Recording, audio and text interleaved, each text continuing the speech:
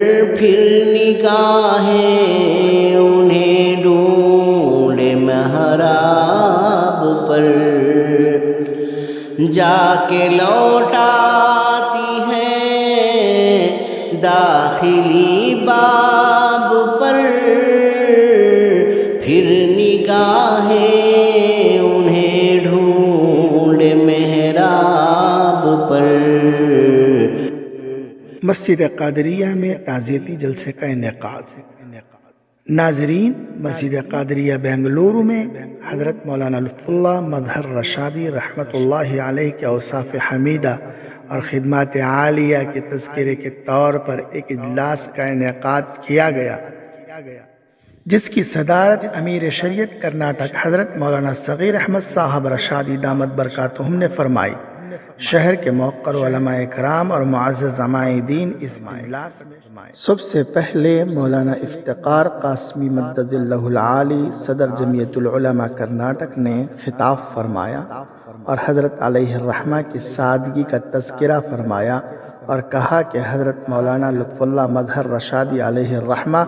بڑے حضرت رحمۃ اللہ علیہ کے عکس جمیل تھے، اور اپنے ایک سفر کا تذکرہ بھی کیا کہ جس میں حضرت علیہ الرحمہ کے ساتھ بہار اور نیپال کا سفر کیا تھا۔ ہم تمام ساتھی حضرت علیہ الرحمہ کے ساتھ گفتگو کرنے میں بڑا ہی جھجک محسوس کر رہے تھے، کیونکہ وہ بڑے حضرت علیہ الرحمہ کے صاحبزادے ہیں، لیکن حضرت والا نے اس قدر مشفقانہ گفتگو شروع کر دی کہ سارے تکلفات ہمارے درمیان کے ختم ہو گئے اور ایک دوستانہ ماحول میں مکمل سفر گزرا۔ مولانا مقصود عمران رشادی دامت برکاتہ جامع مسجد بنگلورو نے اپنے خطاب میں حضرت کی اخلاق کا تذکرہ فرمایا، نیز کہا کہ حضرت علیہ الرحمہ کے گفتگو کا انداز اس قدر پیارا تھا کہ ہر کوئی یہ سمجھتا تھا کہ حضرت مجھے سب سے زیادہ چاہتے ہیں۔ جمعہ مسجد کے امام و خطیب نے حضرت علیہ الرحمہ کے محاسن کا تذکرہ کرتے ہوئے فرمایا، حضرت معلم الحجاج کی حیثیت سے حرم تشریف لے جاتے اور تمام ساتھیوں کے ساتھ گھل مل جاتے، کوئی تکلف باقی نہ رکھتے۔ گزشتہ سال کے حج کا ذکر کرتے ہوئے فرمایا کہ حرم میں حضرت علیہ الرحمہ سے میری ملاقات ہوئی۔ حضرت علیہ الرحمہ نے ہم لوگوں سے فرمایا تھا، آئندہ سال میں نہیں آ سکتا، مگر اللہ بلا لیا تو دیکھیں گے۔ اس کے بعد حضرت والا کے اوصاف حمیدہ کا تذکرہ کرتے ہوئے مولانا مصطفیٰ رفاعی جی نے فرمایا، ہمیں حضرت علیہ الرحمہ کے اوصاف اپنانے چاہیے اور حضرت کی اسی سادگی کو اپنی زندگیوں میں لانے کی ضرورت ہے۔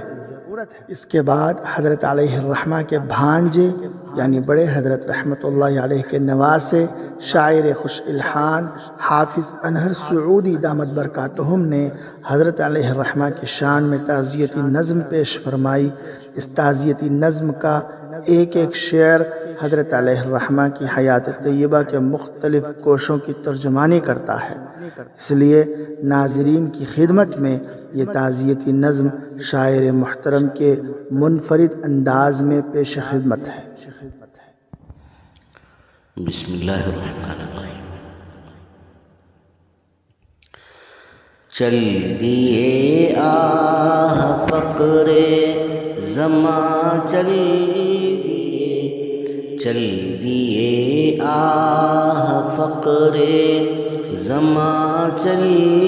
دیے، عالی قدر و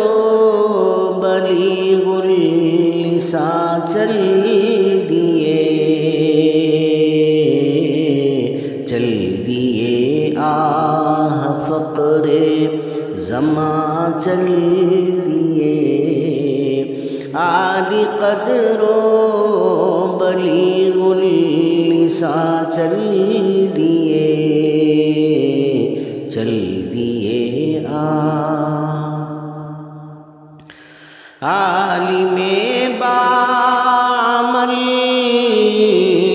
شاعر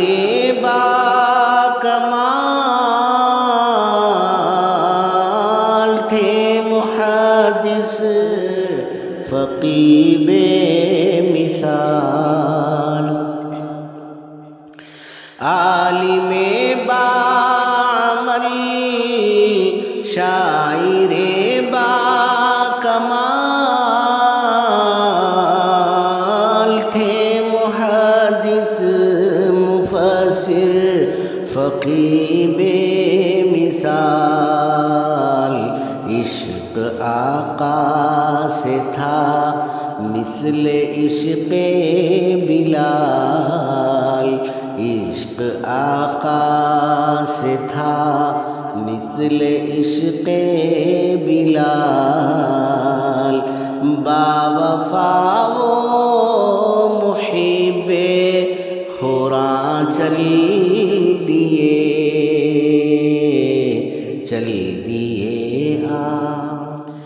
تھے وہ شان ائمہ خطیب زمان ذہن و دل میں اتر جاتا طرز بیان تھے وہ شان ائمہ خطیب زمان ذہن و دل میں اتر جاتا طرز بیان مونس و محترم مخلص و مہربان مونس و محترم مخلص و مہربان نرم گفتار شیریں چل دیے جا کے لوٹاتی ہے داخلی باب پر پھر نگاہیں انہیں ڈھونڈے محراب پر جا کے لوٹاتی ہیں داخلی باب پر پھر نگاہیں انہیں ڈھونڈ محراب پر عمر بھر تھے رہے شق مہتاب پر عمر بھر تھے رہے شق مہتاب پر چلتے چلتے وہ تیرے مکان چل دیے آہ فقر زمان چل دیے عالی قدر و بلیغ اللسان چل دیے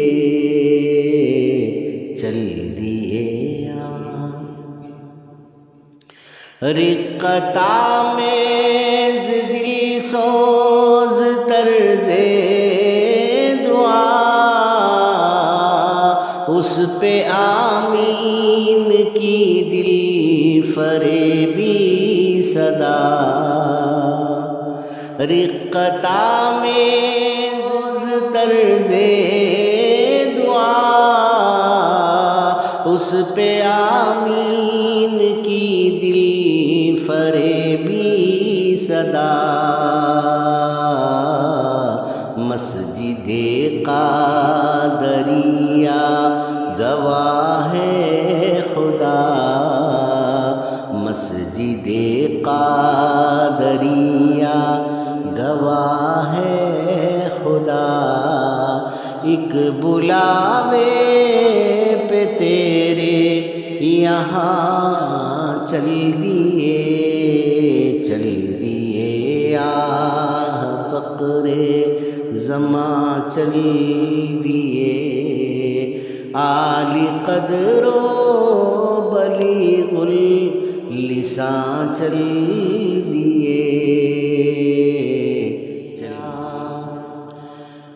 مانگے انہر سعودی دعا ہو قبول مغفرت کر دے حضرت کی صدقے رسول، مانگے انہر سعودی دعا ہو قبول، مغفرت کر دے حضرت کی صدقے رسول، کر خدا ان کے مرقد پہ رحمت نزول، کر خدا ان کے مرقد پہ رحمت نزول، آخری بو سعودی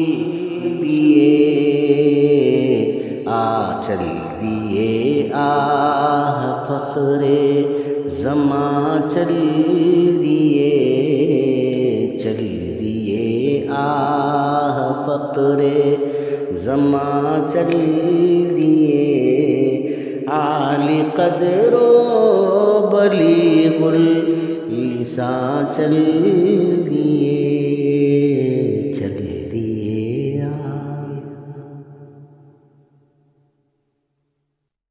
جناب سید تاج الدین بابا نے اپنے خطاب میں حضرت علیہ الرحمہ کے انداز خطابت اور کلام کے تسلسل، مضمون کی گہرائی، الفاظ کی سادگی کا تذکرہ فرمایا اور بتایا کہ کیسے لوگ حضرت کے خطاب عالیہ کو سننے کے لیے بنگلور شہر کے ہر گوشے سے تشریف لاتے اور حضرت علیہ الرحمہ کے نصائح سے فیض یاب ہوتے اور اپنی اصلاح فرماتے۔ بعد ازاں حضرت حنیف افسر عزیزی دامت برکاتہم نے فرمایا، ہم تمام کو حضرت علیہ الرحمہ کے اوصاف کو اپنانے کی ضرورت ہے۔ حضرت علیہ الرحمہ کوئی بلڈنگ یا مکان چھوڑ کر نہیں گئے، پوری زندگی دین کی خدمت انجام دیتے رہے اور دنیا سے رخصت ہوئے۔ اور اخیر میں امیر شریعت حضرت صغیر احمد صاحب دامت برکاتہم محتمم دارالعلوم سبیل الرشاد بنگلورو نے اپنی کلیدی خطاب میں فرمایا کہ حضرت لطف اللہ مظہر رشادی علیہ الرحمہ میرے حفظ کے ہم سبق تھے۔ ہم دونوں سبیل الرشاد کے استاد حضرت قاری انعام الحق صاحب کے پاس حفظ کیے، اور امیر شریعت نے حضرت علیہ الرحمہ کے طالب علمات کا تذکرہ فرمایا اور فرمایا حضرت علیہ الرحمہ فراغت کے بعد دارالعلوم صدیقیہ میسور میں 7 سال تک تدریسی خدمات انجام دیے، اور اس کے بعد حضرت علیہ الرحمہ 5 سال تک مدرسہ فخر العلوم منڈیا کے محتمم کی حیثیت سے خدمات انجام دیے۔ اسی اثنا میں آپ منڈیا کے جامع مسجد کے امام بھی تھے۔ اس کے بعد حضرت علیہ الرحمہ بنگلور تشریف لے گئے اور کچھ ہی عرصے بعد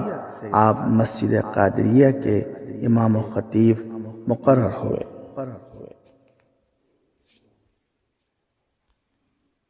اس کے بعد حضرت علیہ الرحمہ بنگلور تشریف لے آئے اور کچھ ہی عرصے بعد مسجد قادریہ کے امام و خطیب مقرر کیے گئے۔ جس وقت حضرت علیہ کے امام و خطیب مقرر ہوئے، آج جس شکل میں مسجد موجود ہے ویسی نہیں تھی، بلکہ ایک چھوٹی سی مسجد تھی۔ حضرت علیہ الرحمہ کے جمعہ کے خطبات کو سننے لوگ چوک در چوک تشریف لاتے رہے اور مسجد اپنی تنگ دامنی کی شکایت کرنے لگی، تو اس وقت مسجد ذمہ داران نے وسیع مسجد کی تعمیر کا ارادہ فرمایا اور ہر جمعہ اس غرض سے چندہ ہوتا اور اسی سے مسجد کی توسیع عمل میں لائی گئی۔ اس طرح حضرت علیہ الرحمہ کے خطابات سے مستفید ہونے 10 سے 15 ہزار کا مجمع ہر جمعہ مسجد قادریہ میں جمع ہوتا اور اپنی اصلاح کا سامان کرتا۔ حضرت علیہ الرحمہ نے رمضان المبارک کے طاق راتوں میں دعاؤں کا خاص اہتمام فرمایا تھا۔ دعاؤں میں شرکت کرنے کے لیے بنگلور شہر کے قرب و جوار سے بڑی کثیر تعداد میں مجمع اکٹھا ہوتا اور حضرت کے مناجات میں شریک ہوتا۔ کافی لمبی اور طویل دعا اور مناجات ہوتی حضرت علیہ الرحمہ مسجد قادریہ میں 22 سال امامت و خطابت کے فرائض انجام دیے۔ اس طرح حضرت علیہ الرحمہ کی پوری زندگی دین کی اشاعت و ترویج میں گزری۔ میری زندگی کا مقصد تیری دین کی سربلندی، میں اسی لیے مسلمان، میں اسی لیے نمازی۔ اس جلسے کی نظامت امام مسجد قادریہ نے انجام دی۔